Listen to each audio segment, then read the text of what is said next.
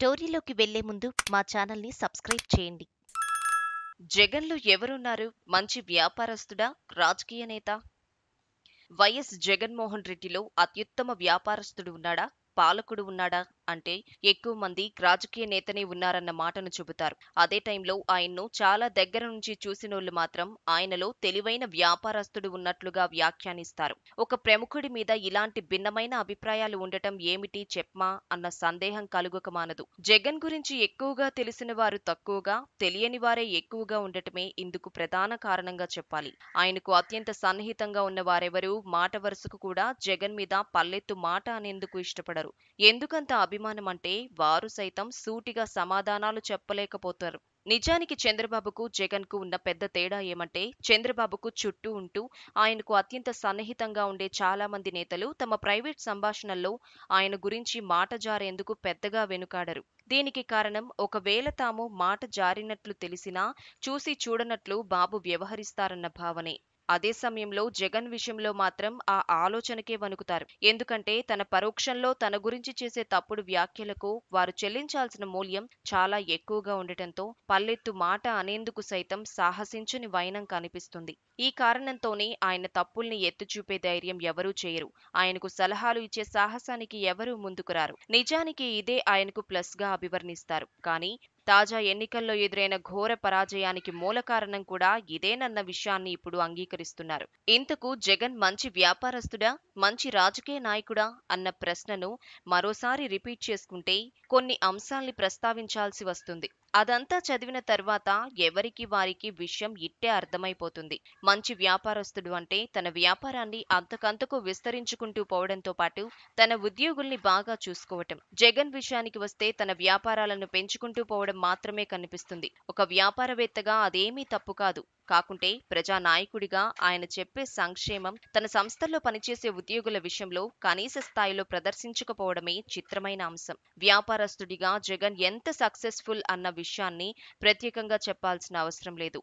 అదే సమయంలో ఆయన వ్యాపారస్తుడిగా ఎదగటానికి సాయపడ్డ వారంతా తర్వాతి కాలంలో అనూహ్యమైన కష్టాలను ఎదుర్కోవటం కనిపిస్తుంది. వ్యాపారస్తుడిగా ఆయన ట్రాక్ రికార్డ్ ఇలా ఉంటే, ప్రజానాయకుడిగా ఆయనలో మరిన్ని కోణాలు కనిపిస్తాయి. జగన్ రాజకీయ ప్రయాణం తెరిచిన పుస్తకం. తన తండ్రి రాజకీయ వారసత్వాన్ని అనూహ్యంగా చేపట్టిన ఆయన పరిస్థితుల్ని తనకు అనుకూలంగా మలుచుకుంటూ వడివడిగా ఎదిగారు. ఆయనలోని కొన్ని కోణాల్ని అసలు ఊహించలేం. ఈనాడు సంస్థల అధినేత రామోజీరావుతో తన తండ్రి నుంచి వస్తున్న శత్రుత్వాన్ని జగన్ కొనసాగించారు. కానీ రాజకీయంగా గడ్డు పరిస్థితుల్ని ఎదుర్కొన్న వేళ అనూహ్యంగా ఆయనకు స్నేహహస్తం చాటటంతో పాటు ఫిలిం సిటీకి వెళ్లి మరీ భేటీ అయి వచ్చారు. కట్ చేస్తే కొన్ని సంవత్సరాల తర్వాత అదే రామోజీరావుకు అరెస్టు భయాన్ని చూపించడమే కాదు, ఆయన కుటుంబ సభ్యులు విదేశాలకు వెళ్లి కొన్నాళ్లు ఉండేలా చేయగలిగారు. కఠినంగా ఉండటం, అంతలోనే తగ్గటం, కొంతకాలానికే అందుకు విరుద్ధమైన తీరును ప్రదర్శించటం జగన్లో కనిపించే గుణాలు.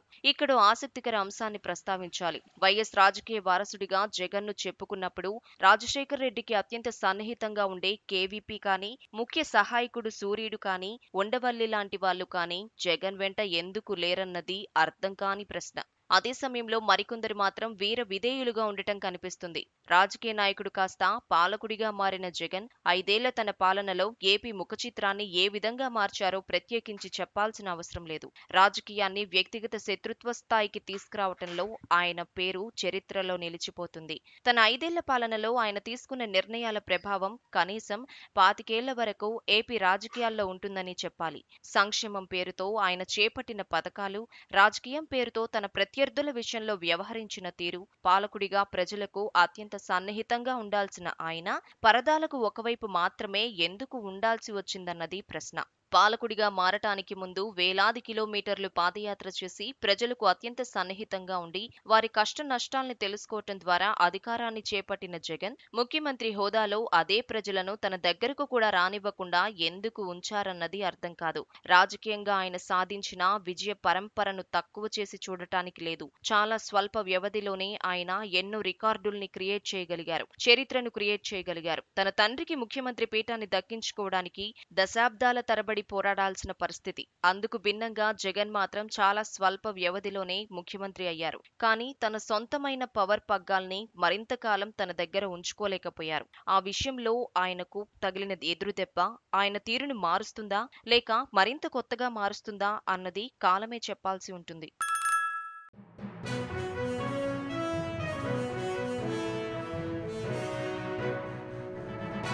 మీ ఊరికి సంబంధించిన సమస్యలను, ఇతర వార్తలను 9440486321 నెంబర్కు వాట్సాప్ ద్వారా వీడియోలను పంపగలరు.